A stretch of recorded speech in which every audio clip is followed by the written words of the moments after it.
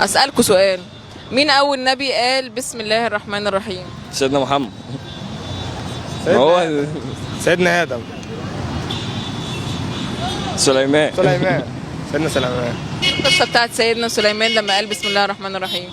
اللي هو لما هاجم من الجنود وكده في النمل، لما النمله دخلت الحجر والموضوع ده ولا ايه يا اسطى؟ قول حاجه. انت بتهبط باين عليك. يعني فاكر بس فاهمه مش مجمع. القصه بتاعت سيدنا سليمان لما قال بسم الله الرحمن الرحيم. صراحة مش عارف اكذب يعني. ألف في الدين. ما تألفش في الدين. صح. كده اصلا غشيته ان هو الاجابه سيدنا سليمان. لا ما اقول السؤال تاني. مين هو اول نبي قال بسم الله الرحمن الرحيم؟ هذا سيدنا سليمان الوقت ده اهو. هو اللي قال لك الاجابه. اه. سيدنا سليمان باباه والده اسمه ايه؟ ابراهيم. سيدنا ابراهيم. سيدنا داوود اعتقد. صح. داوود. سيدنا داوود بقى ربنا سخر له ايه؟ الحديد، لا ينفذ الحديد.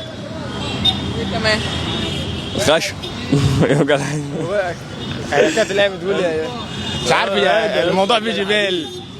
كان في الآية بتقول لك ايه؟ ولقد اتينا داوود منا فضلا يا جبال اوبي معه والطير ولن له الحديد. بس. يا ابن اللعيبه. شكرا، كل سنه وانت طيب.